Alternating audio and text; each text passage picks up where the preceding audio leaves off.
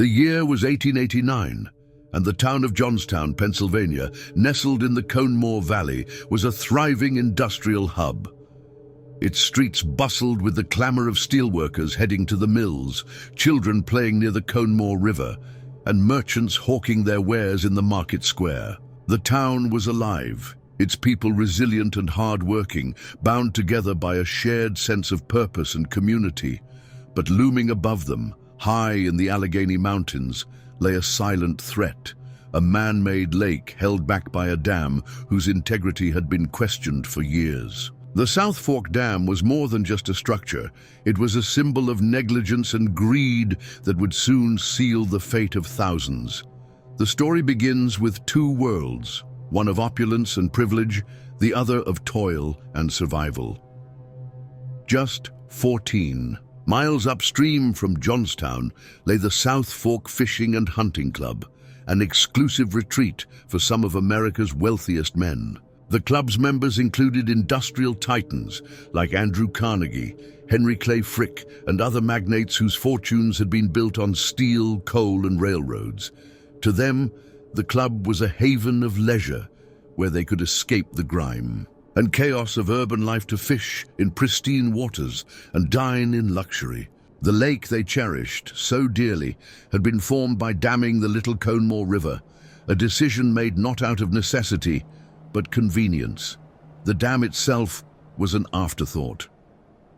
The South Fork Dam had been constructed decades earlier as part of a canal system that had long since fallen into obsolescence. When the club acquired it, they made modifications to suit their needs, lowering its height to widen the carriage road atop it and installing fish screens that clogged easily with debris.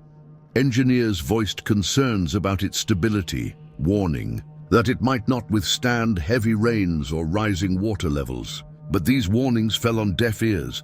Repairing or reinforcing the dam would have cost money that could instead be spent on lavish dinners or imported wines for the club's members. The dam became a metaphor for their indifference, an aging structure patched together with cheap fixes and blind faith. Below in Johnstown, life carried on as it always had. The town's residents were no strangers to hardship. They lived at the mercy of industry and nature alike. Flooding was a recurring problem in the valley, but no one imagined that disaster could come from above, not from the dam. After all, if something were truly wrong with it, surely those wealthy men at the club would have done something about it. This belief in an unspoken social contract that those with power bore some responsibility for those without was both naive and tragically misplaced. The spring of 1889 brought relentless rains to western Pennsylvania. For days on end, dark clouds hung low over the valley, drenching everything beneath them. Rivers swelled beyond their banks, creeks turned into torrents. In Johnstown, residents watched anxiously as water crept closer to their homes and businesses. Yet even as conditions worsened, few gave much thought to the dam. It had held before. Why wouldn't it hold now? High above them at the South Fork Club, there was unease but no urgency. Some members had already left for safer ground. Others dismissed concerns as overblown hysteria. Club employees monitored the dam, but lacked both expertise and authority to take decisive action. When word reached Johnstown that water was spilling over its crest, a sign that it might fail, most dismissed it as rumor or exaggeration. Then came May 31st. Shortly after noon on that fateful day, the dam gave way with a roar that echoed through the mountains like thunder unleashed from heaven itself. A wall of water nearly 40 feet high surged down the valley at speeds exceeding 40 miles per hour, an unstoppable force carrying trees, boulders, and entire buildings in its wake. Within minutes, it reached Johnstown. The people below never stood a chance. Entire neighborhoods were swept away in an instant. Families were torn apart by currents too powerful to resist. The floodwaters carried with them not just debris but fire, oil, From overturned train cars ignited blazes that consumed what little remained, standing after the initial wave passed through. By nightfall on May 31st, Johnstown lay in ruins, beneath layers of mud and wreckage. Over 2,200 lives had been lost, the deadliest flood in American history up to that point, and countless others were left homeless or destitute. As news spread across the nation about what had happened in Johnstown and why, the public's outrage grew palpable. Investigations revealed what many had suspected, that negligence by those who owned and maintained or failed to maintain South Fork Dam played a central role in this tragedy. But justice would prove elusive. The wealthy men behind South Fork Fishing Club faced no legal consequences for their actions, or lack thereof, and continued their lives largely unscathed by scandal or accountability. For those who survived Johnstown's darkest day, and for generations that followed, the flood became more than just a natural disaster.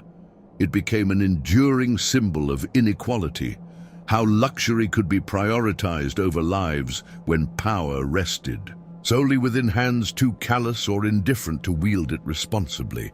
The aftermath of the flood was a scene of unimaginable devastation. The once thriving town of Johnstown had been reduced to a desolate wasteland. Streets were buried under piles of debris, twisted iron beams, shattered wood, and the remnants of homes that had been swept away like leaves in a storm. The air was thick with the stench of mud, oil, and death. Survivors wandered aimlessly through the wreckage, their faces etched with shock and grief, searching for loved ones who had vanished in the torrent. Some found only silence, others uncovered bodies buried beneath the rubble. The Conemaugh Valley, once alive with industry and community, had become a graveyard. The floodwater had not just destroyed buildings, it had obliterated lives. Families were torn apart in seconds. Parents clung to children as they were swept away by the current, only to lose their grip as the force became too much to bear. Entire neighborhoods were erased from existence. In some cases, survivors found themselves miles downstream from where their homes once stood, clinging to fragments of wood or other debris as they floated helplessly in the muddy waters. In the days following the disaster, rescue efforts began, but they were chaotic and disorganized. The scale of destruction was overwhelming, and resources were scarce. Volunteers arrived from nearby towns and cities, bringing food, clothing, and medical supplies. But for many survivors, it was too late. Disease began to spread as bodies decomposed. In the summer heat, and clean water became a rare commodity. The flood had not only taken lives, but also left those who survived teetering on the edge of despair. As the waters receded, the full scope of the tragedy became clear. Over 2,200 people were dead. Men, women, children, each life lost a testament to the fragility of human existence in the face of nature's fury. But as survivors sifted through the wreckage of their lives, questions began to emerge. How could this have happened? Who was responsible? And why had no one done anything to prevent it? The answers lay upstream at the South Fork Fishing and Hunting Club. The club's members were conspicuously absent in the days following the disaster. While Johnstown's residents buried their dead and struggled to rebuild their lives, these wealthy men retreated into their comfortable mansions, far from the devastation they had helped cause. Rumors began to circulate about their role in maintaining or failing to maintain the dam that had unleashed such destruction upon the valley below. Investigations revealed a damning truth. The South Fork Dam had been a disaster waiting to happen. Engineers who examined its remains found evidence of shoddy construction and years of neglect. The modifications made by the club, lowering its height and failing to install proper drainage systems, had weakened its structure significantly. Warnings about its instability had been ignored or dismissed as alarmist. For Johnstown survivors, this revelation was both infuriating and heartbreaking. They had trusted that those with wealth and power would act responsibly, that they, would use their resources not just for personal gain, but also for the greater good. Instead, they learned that their lives had been deemed expendable in favor of leisure and luxury. Public outrage grew as newspapers across the country reported on the negligence that had led to such catastrophic loss of life. Editorials condemned the South Fork Club's members as emblematic of a growing divide between America's rich and poor, a divide made all too clear by this tragedy. Yet despite this outcry, legal action against them proved futile. The law at that time offered little recourse for holding individuals accountable for such negligence. The club's members claimed they bore no responsibility for maintaining the dam. They argued that it was merely an unfortunate accident, a force majeure beyond anyone's control. Their wealth and influence shielded them from consequences that would have ruined ordinary men. For Johnstown's residents, this lack of accountability added insult to injury. They had lost everything: their homes, their families, their futures. And yet those responsible faced no repercussions. It was a bitter pill to swallow, that justice could be so easily bought or evaded when power rested in hands too callous or indifferent to wield it responsibly. As weeks turned into months, efforts to rebuild Johnstown began in earnest. Aid poured in from across the country, money donated by ordinary citizens who felt compelled to help those who had suffered so greatly. Clara Barton herself arrived, with volunteers from the American Red Cross providing much-needed relief to survivors struggling to piece their lives back together. But even as buildings were rebuilt and streets cleared of debris, scars remained, both physical and emotional, that would never fully heal. The flood became more than just an event. It became a symbol of inequality, a stark reminder that those with power often prioritized their own comfort over others' safety. For generations to come, stories about Johnstown would serve as cautionary. Tales about greed and negligence, and about how easily human lives could be sacrificed on altars built by wealth and privilege. In the wake of the flood, the bonds between survivors were tested in ways few could have imagined.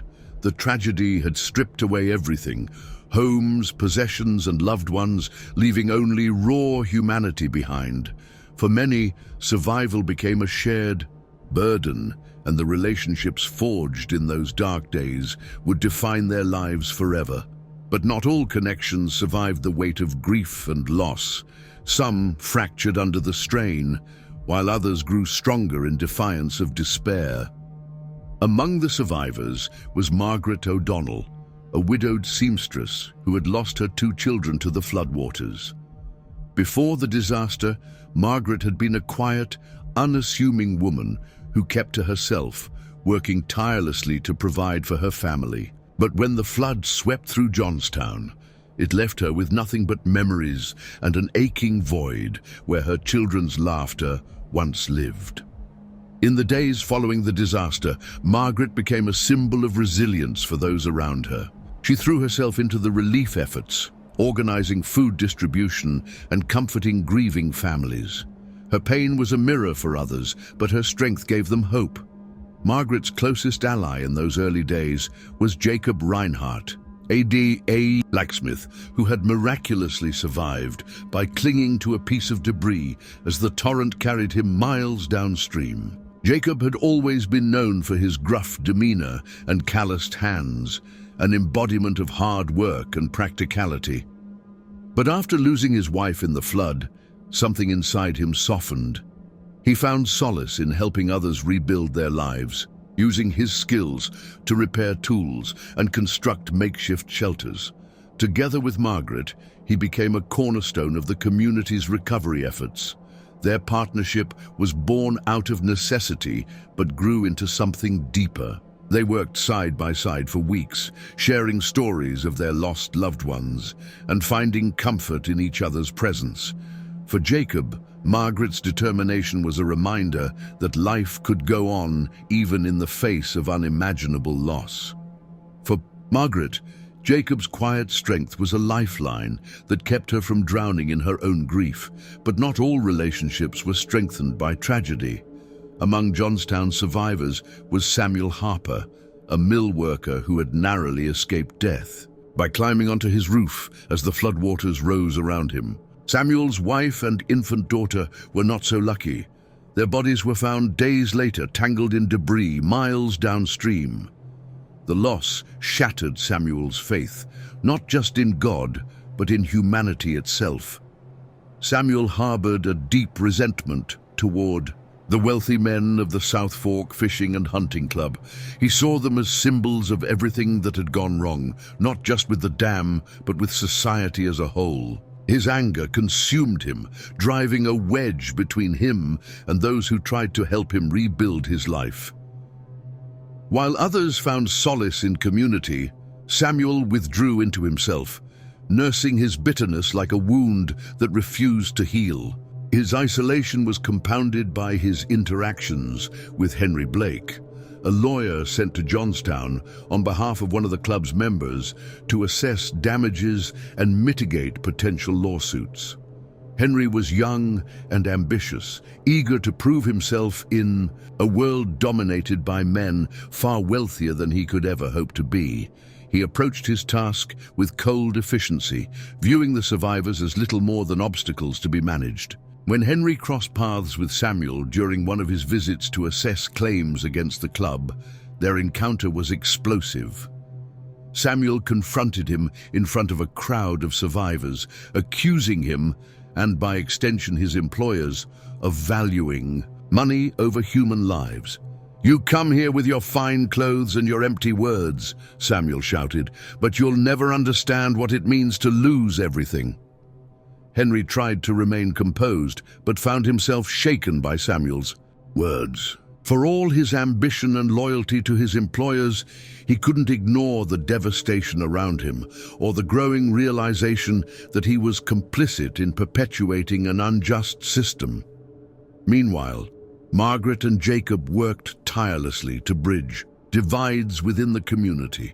They understood that anger, like Samuel's, was justified but also dangerous if left unchecked. Together, they organized meetings where survivors could voice their grievances and share their stories, not just as an outlet for their pain, but as a way to demand accountability from those responsible for the disaster. These meetings became a crucible for change within Johnstown. Survivors who had once been strangers began to see each other as allies in a shared struggle, not just against nature, but against inequality itself.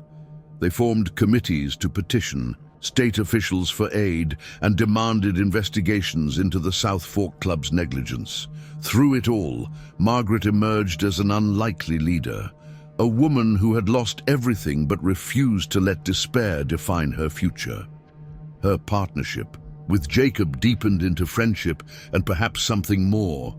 Though neither spoke openly about it, there was an unspoken understanding between them, a bond forged not just by shared loss, but by shared purpose.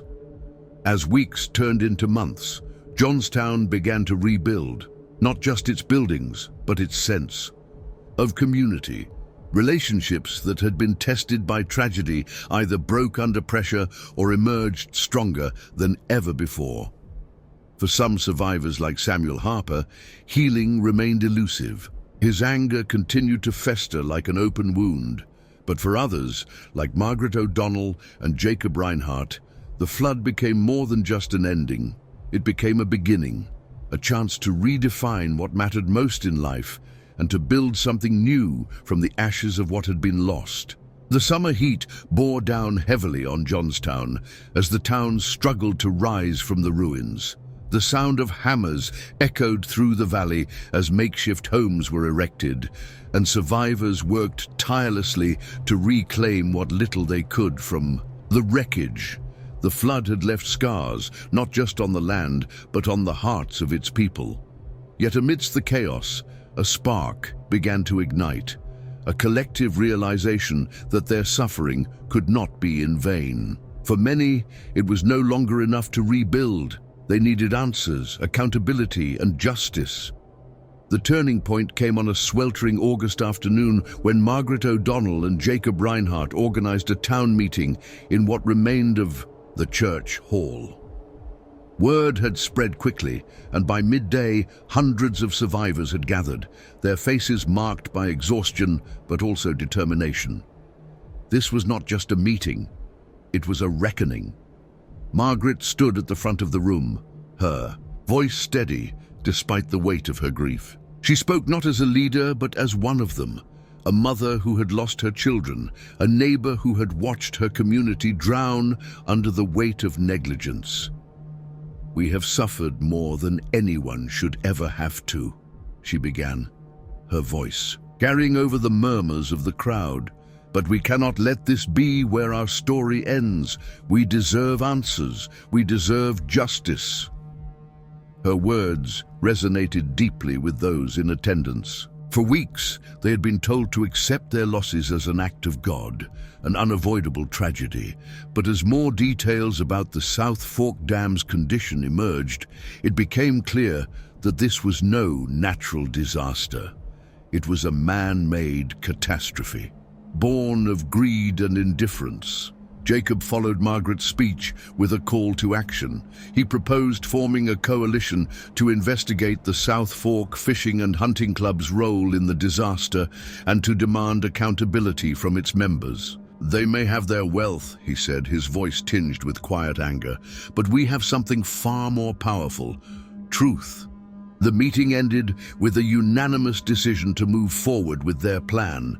Committees were formed to gather evidence, interview witnesses, and draft petitions to state and federal officials.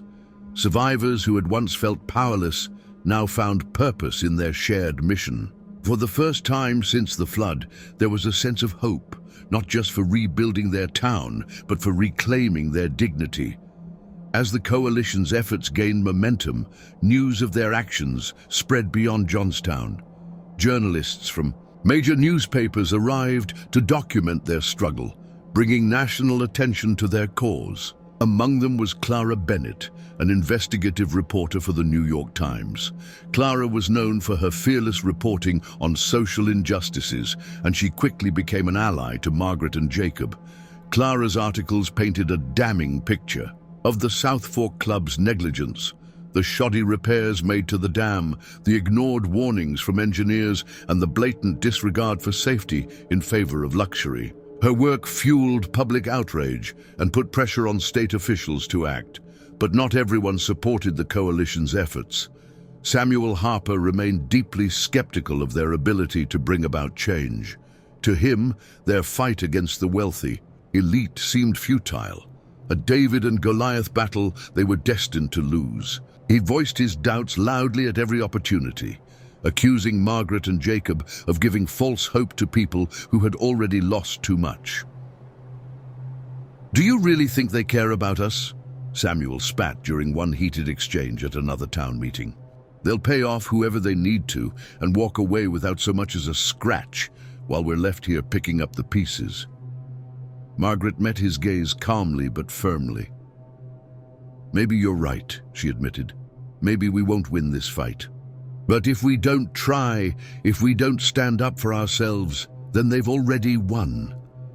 Her words silenced Samuel momentarily, though his bitterness remained palpable. The coalition's work culminated in a public hearing held in Pittsburgh later that year. Survivors traveled miles by train or carriage to testify before state officials about what they had endured and what they believed had caused it.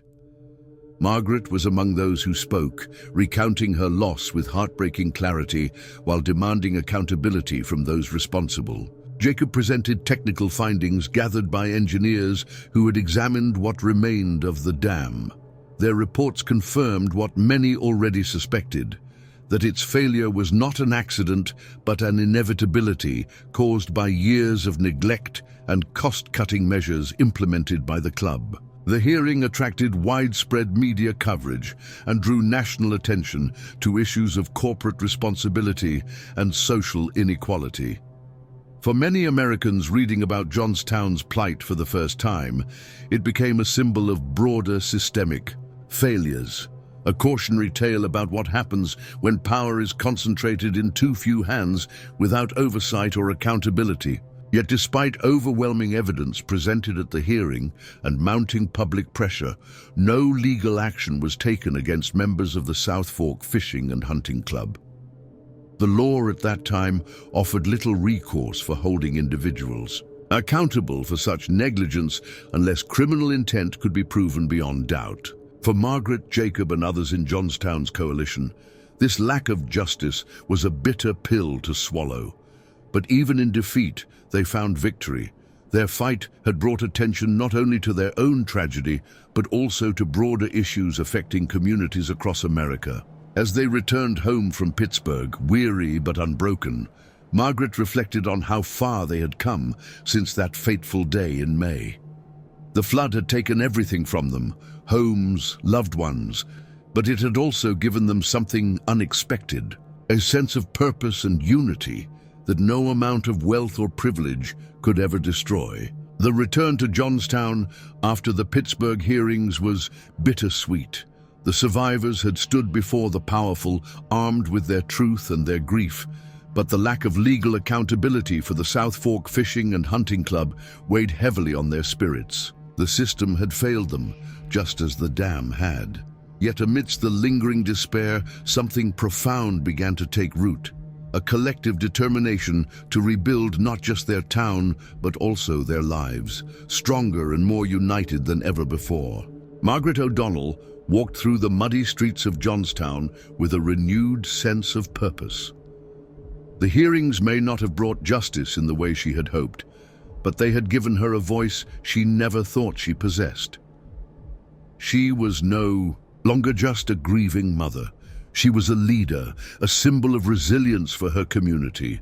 Her days were spent organizing rebuilding efforts, coordinating supplies from relief organizations, and ensuring that no family was left behind. The physical reconstruction of Johnstown was a monumental task. The flood had left behind a wasteland of debris, miles of twisted wood, steel beams, and mud that seemed to cling to everything it touched. Entire neighborhoods had to be cleared before new homes could be built. Volunteers from across the country arrived to help, bringing with them not just tools and expertise, but also hope. Among them were engineers who worked tirelessly to redesign the town's infrastructure, ensuring that such a disaster could never happen again. Jacob Reinhardt became an indispensable figure in these efforts. His skills as a blacksmith were invaluable in repairing tools and machinery needed for construction, but his contributions went far beyond his trade. Jacob had always been a man of few words, but his actions spoke volumes. He worked from dawn until dusk alongside other survivors, his quiet strength inspiring those around him to keep going even when exhaustion threatened to overtake them. As he worked alongside Margaret, their bond deepened. They didn't need words to understand each other's pain. It was etched into every glance, every shared moment of silence as they stood amidst the ruins of their town. Slowly, what began as mutual respect grew into something more, a tentative love, born not out of desperation but out of shared strength and understanding. Yet neither dared to speak of it openly. There was too much work to be done, too many lives still in need of rebuilding. For Samuel Harper, however, the road to healing was far more difficult.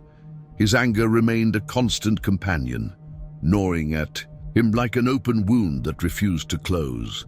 He threw himself into physical labor as a way to channel his rage, clearing debris by hand, hauling heavy loads without complaint, but his bitterness isolated him from those around him. He avoided Margaret and Jacob's gatherings, unwilling to share in their optimism or their sense of community. One day, as Samuel worked alone near what had once been his home, he uncovered a small wooden box buried beneath the mud. Inside were photographs of his wife and daughter, miraculously preserved despite the floodwaters that had taken them from him. For the first time since that fateful day in May, Samuel allowed himself to cry, not out of anger, but out of sorrow for what he had lost, The discovery marked a turning point for Samuel. Slowly, he began to rejoin the community he had pushed away for so long. He attended one of Margaret's meetings for the first time since the hearings in Pittsburgh, standing silently at the back of the room as others shared their stories and plans for rebuilding. When Margaret noticed him there, she offered him a small smile, a gesture of forgiveness and welcome that spoke louder than any words could. As weeks turned into months, Johnstown began to rise from its ashes. The new homes and businesses that sprang up were not just structures, they were symbols of resilience and renewal. The town's residents worked together tirelessly, forging bonds that transcended social divides and personal grievances. They understood now more than ever that their survival depended on each other. Margaret continued to lead with quiet determination, her focus always on those who needed help the most. The widows struggling to feed their children, the elderly who had lost everything they owned, the orphans who wandered through the streets searching for remnants of their old lives. She became known as the Heart of Johnstown, a title she bore with humility and grace. Jacob remained by her side through it all, his steady presence a source of comfort and strength, not just for Margaret, but for everyone who knew him. Together, they became pillars of their community, a living testament to what could be achieved when people came together in the face of adversity. Even Samuel found his place in this new Johnstown. Though he would never fully let go of his anger toward those responsible for the flood, he channeled it into something constructive, advocating for stronger laws, regulating dam construction and maintenance across Pennsylvania. His efforts caught the attention of state officials and engineers alike, leading to reforms that would prevent future tragedies like the one that had devastated his town. By the end of 1889, Johnstown was no longer just a site of tragedy. It was a symbol of hope and resilience. The scars left by the flood would never fully heal. There were too many empty chairs at too many tables, but its survivors had proven that even in the face of unimaginable loss, life could go on. For Margaret O'Donnell, Jacob Reinhardt, Samuel, Harper, and countless others who called Johnstown home, the flood became more than just an event. It became a defining moment in their lives, a reminder that while nature's fury may be unstoppable, human strength and compassion are equally unyielding. By the winter of 1889, the town of Johnstown had begun to resemble its former self, though the scars of the flood remained etched into its landscape and its people. Streets were rebuilt, homes stood where rubble once lay, and businesses reopened their doors. Yet beneath the surface of this newfound normalcy, a simmering tension remained. For many survivors, the lack of accountability for the South Fork Fishing and Hunting Club was an open wound that refused to heal. The hearings in Pittsburgh had brought no justice, and whispers of resignation began to creep into even the most determined hearts. But Margaret O'Donnell was not ready to give up. She had spent months rallying her community to rebuild their lives, but she knew their fight wasn't over. The flood had taken her children, her home, and her sense of safety, but it had also awakened a fire within her that would not be extinguished.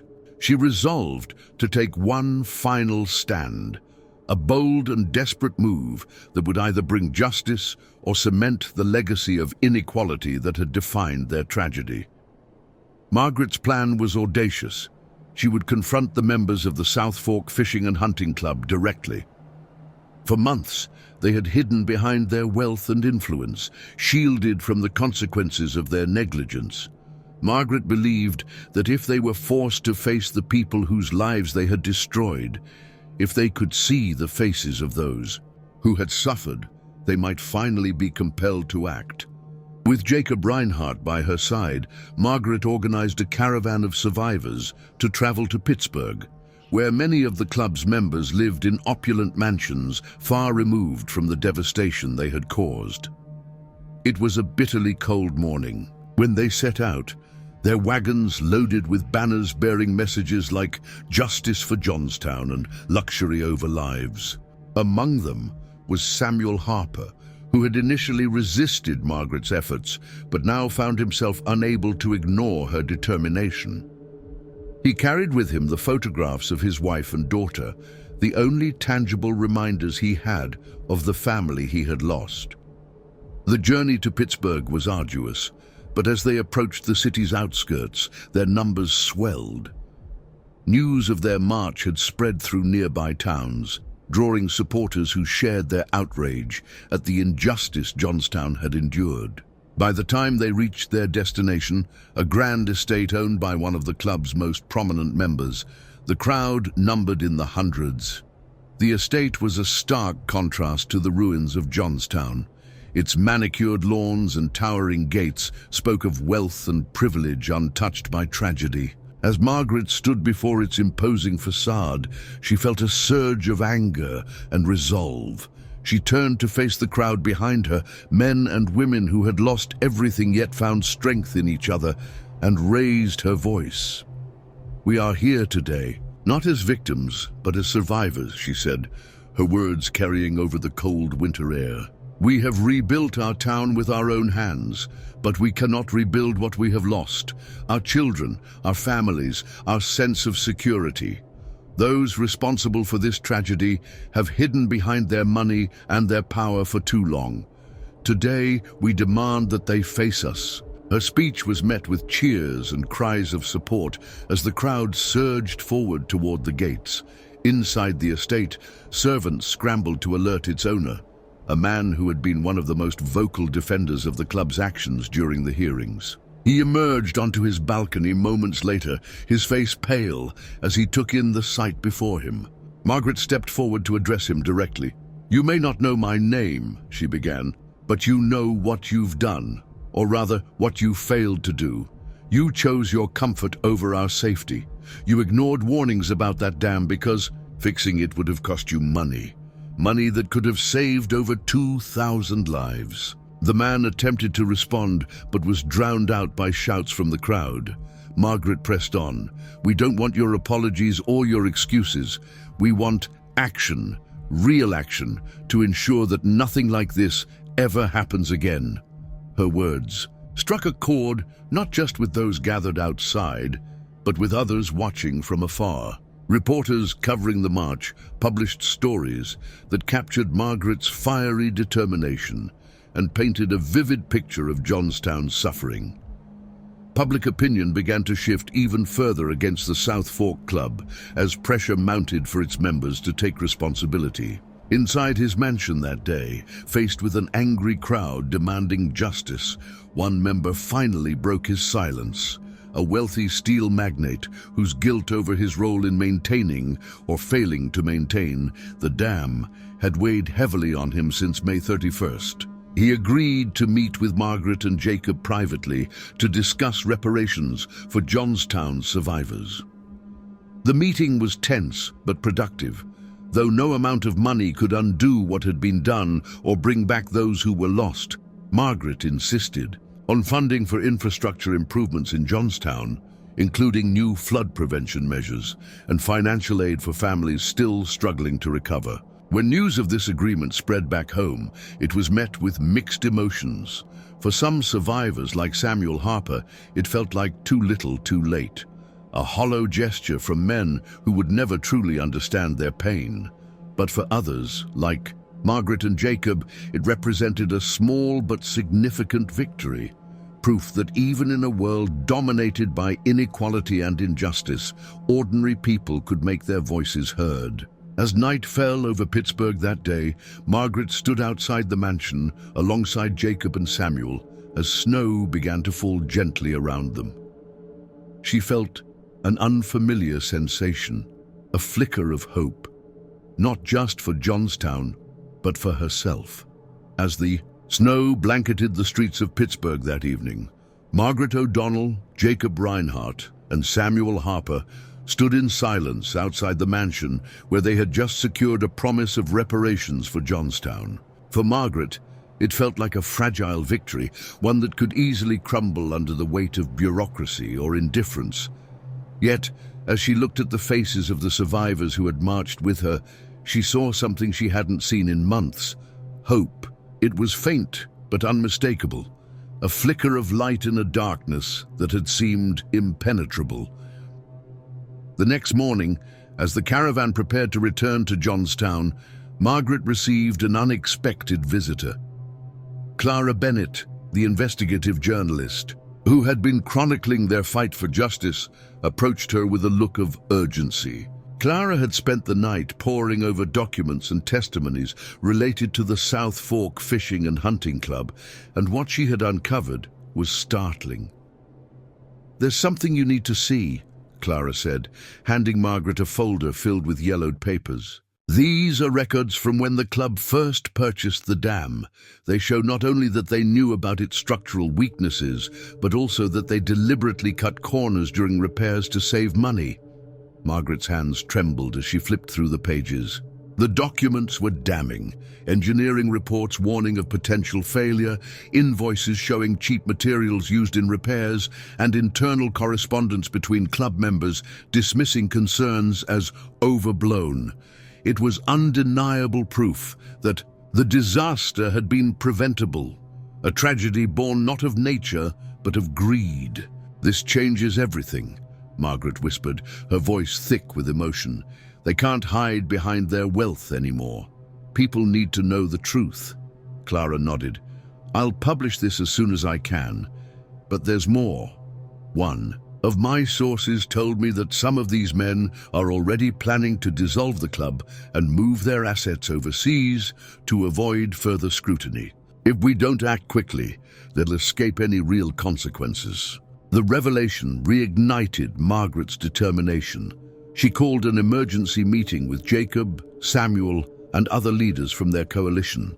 Together, they devised a plan to use Clara's findings as leverage, not just to secure reparations, but to force systemic change that would prevent future disasters. Their first step was to present the evidence to state officials in Harrisburg. Armed with Clara's documents and their own testimonies, Margaret and Jacob traveled to the state capital to demand immediate action against the South Fork Club. This time, they were not alone. Dozens of survivors joined them, their presence a powerful reminder of what was at stake. The hearing in Harrisburg was heated. Lawyers representing the club tried to discredit Clara's findings, arguing that the flood was an act of God for which no one could be held accountable. But Margaret refused to back down. She stood before the assembly and spoke with a clarity and conviction that left no room for doubt. "This was no act of God," she declared. "It was an act of man, of men who valued their comfort over our lives. They knew that dam was a ticking time bomb, and they did nothing because they thought we were expendable." Her words sent shockwaves through the room. For hours, survivors shared their stories, while engineers testified about the dam's flaws and the negligence that had led to its failure. By the end of the hearing, it was clear that public sentiment had shifted decisively against the South Fork Club. The pressure on state officials grew unbearable. Within weeks, new legislation was introduced requiring stricter oversight of dams and other infrastructure projects across Pennsylvania. The law also established a fund for victims of industrial negligence, a small but significant step toward justice for communities like Johnstown. But Margaret wasn't finished yet. With Clara's help, she took her fight to Washington, D.C., where she met with federal lawmakers and journalists eager to amplify her story on a national scale. Her tireless advocacy turned her into a symbol of resilience and accountability, a voice for those who had been silenced by tragedy. Meanwhile, back in Johnstown, Jacob continued his work rebuilding homes and repairing tools, while Samuel found new purpose in leading community discussions about reform and resilience. Though their paths diverged at times, all three remained united by their shared mission, ensuring that no other town would suffer as theirs had. Months later, as spring returned to Johnstown and flowers began to bloom along the banks of the Conemaugh River, news arrived that several members of the South Fork Fishing and Hunting Club, had been forced to sell their estates to pay settlements owed to survivors. Though none faced criminal charges, a bitter reality given their culpability, the financial penalties marked a rare instance where wealth could not entirely shield them from accountability. For Margaret, it was not enough, not nearly enough, but it was something. One evening, as she stood on a hill overlooking Johnstown with Jacob by her side, she allowed herself a moment of reflection. The town below was still scarred by what had happened. There were empty lots where homes once stood and graves where children should have played. But there was also life. Families laughing together over dinner, neighbors helping each other rebuild fences and gardens. "We've come so far," Jacob said quietly, breaking the silence. Margaret nodded, but didn't reply immediately. Instead, she turned her gaze toward the horizon where the sun dipped low behind the mountains, the same mountains that had once held back a lake capable of destroying everything she loved. "Far," she finally said softly, "but not far enough." The spring of 1890 brought a sense of renewal to Johnstown. The town, though forever changed, had begun to heal. New homes stood where ruins once lay. Schools reopened their doors to children's laughter, and the Coney-More River, once a harbinger of death, flowed calmly through the valley. Yet for those who had survived the flood, the scars remained. They were etched into the landscape and into their hearts, reminders of what had been lost and what could never be forgotten. Margaret O'Donnell stood at the edge of the town cemetery, her hands clasped tightly around a bouquet of wildflowers. Before her were two simple headstones, bearing the names of her children. The grass around their graves had grown lush with the passing seasons, but Margaret's grief remained as raw as it had been on that fateful day nearly a year ago. She knelt down and placed the flowers gently on the earth, her fingers lingering on the cold stone. "I miss you every day," she whispered, "but I promise your lives weren't lost in vain." Margaret's promise was not an empty one. In the months following her confrontation with members of the South Fork Fishing and Hunting Club, she had become a force for change, not just in Johnstown, but across Pennsylvania and beyond. Her testimony in Harrisburg had helped pass legislation that would ensure stricter oversight of dams and other infrastructure projects, while her advocacy in Washington had inspired broader conversations about corporate responsibility and social justice. The reparations secured from the club members, though far from adequate, had been put to good use. Families who had lost everything were given funds to rebuild their homes, while new flood prevention measures were implemented to protect Johnstown from future disasters. Engineers worked tirelessly to redesign the town's infrastructure, creating a system that could withstand even the heaviest rains. Jacob Reinhardt played a key role in these efforts. His skills as a blacksmith were invaluable in constructing new tools and machinery for rebuilding, but his contributions went far beyond his trade. Jacob became a mentor to younger men in the community, teaching them not just how to work with their hands, but also how to stand tall in the face of adversity. His quiet strength and unwavering dedication made him a beloved figure in Johnstown, a man who had turned his own pain into purpose. For Samuel Harper, healing was a slower process. The anger that had consumed him after losing his wife and daughter never fully disappeared, but he learned to channel it into something constructive. Samuel became an outspoken advocate for reform, traveling to other towns and cities to share Johnstown's story and push for stronger laws regulating infrastructure safety. Though he often struggled with his own grief, Samuel found solace in knowing that his efforts might prevent another tragedy like the one that had devastated his town. As for Margaret, her journey was far from over. She continued to fight for justice, long after others had moved on, refusing to let the memory of what happened in Johnstown fade into history. She became a sought-after speaker at conferences and rallies, her words inspiring others to stand up against greed and negligence. wherever they found it. One evening, as Margaret walked through what remained of her old neighborhood with Jacob, by her side, she paused outside the lot where her home had once stood. The house was gone, swept away by the flood, but in its place grew a small garden tended by one of her neighbors. Bright flowers bloomed against the backdrop of newly built homes, their colors vivid against the fading light of dusk. "It's strange," Margaret said softly, "how life finds a way to grow even after so much has been taken." Jacob nodded thoughtfully. "It's because of people like you," he said after a moment, "people who refuse to give up, even when it feels impossible." Margaret smiled faintly but didn't reply. Instead, she reached out and took Jacob's, and a simple gesture that spoke volumes about everything they had endured together. As they stood there in silence, watching the sun dip below the mountains that loomed over Johnstown, Margaret felt a sense of peace she hadn't known since before the flood. The pain of her loss would never fully fade. She knew that much. But in its place had grown something unexpected: resilience, purpose, and an unshakable belief in the power of ordinary people to create extraordinary change. The flood would always be part of Johnstown's history, a tragedy that could never be undone, but it would not define its future. The town survivors had proven that even in the face of unimaginable loss, life could go on, and not just go on, but thrive. As night fell over Johnstown and stars began to appear in the sky above, Margaret turned toward Jacob with a quiet determination in her eyes. "We've come so far," she said softly, "but there's still more work to do."